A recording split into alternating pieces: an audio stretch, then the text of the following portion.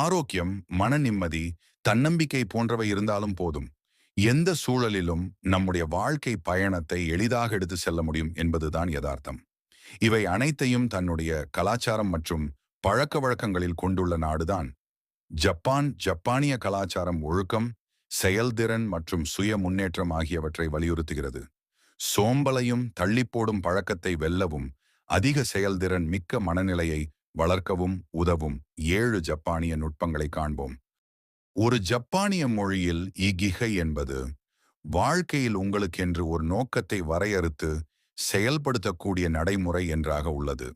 அதாவது நீங்கள் அதிகாலையில் ஏன் சீக்கிரம் எழ வேண்டும் என்பதற்கான காரணம் முதல் உங்களுடைய தேவைகளை பூர்த்தி செய்வதற்கு எவ்வளவு பணம் தேவை. ஓபைடோரி என்பது தன்னை மற்றவர்களுடன் ஒருபோதும் ஒப்பிடக்கூடாது என்பதாகும். ஒருவேளை ஒப்பிடும்போது தன்னம்பிக்கை குறைவதற்கு இது காரணமாக அமையும் என்று நம்புகின்றனர்.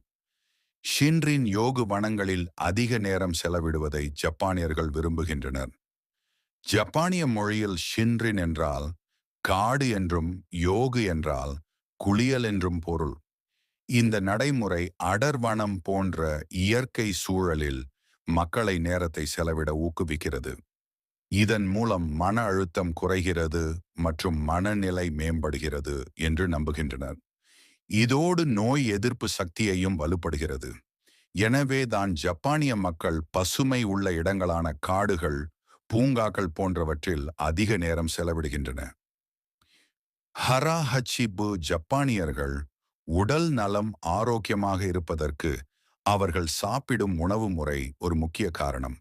அவர்கள் எப்போது சாப்பிட்டாலும் 80% வயிறு நிரம்பும் வரைத்தான் சாப்பிடுகிறார்கள். இதனால் உடல் பருமன் மற்றும் நீரிழிவு போன்ற எவ்வித பிரச்சனைகளும் ஏற்படுவதில்லை. இதனால் தான் வயதானாலும் ஆரோக்கியத்துடன் வாழ்கிறார்கள். 5 உறவுகளை வளர்ப்பது ஜப்பானியர்கள் தங்களுடைய வாழ்க்கையில் பின்பற்றி வரக்கூடிய முக்கிய விஷயங்களில் ஒன்று உறவுகளை பற்றி குழந்தைகளுக்கு கற்றுக் கொடுப்பது. நண்பர்கள் மற்றும் உறவினர்களுடன் அதிக நேரம் அமர்ந்து மனம் விட்டு பேசும்போது மன அழுத்தம் குறைகிறது.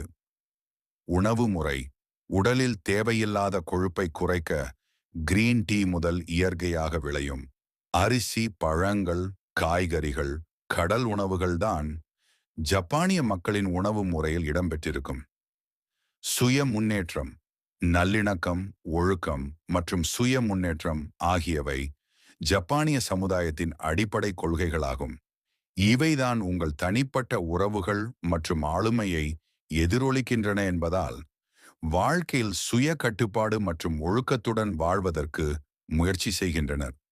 இது போன்று வாழ்க்கைக்கு பயனுள்ள விஷயங்களை மேற்கொண்டு வருவதால்தான் ஜப்பானிய மக்கள் எப்போதும் ஆரோக்கியத்துடனும் மன நிம்மதியுடனும் உள்ளனர்.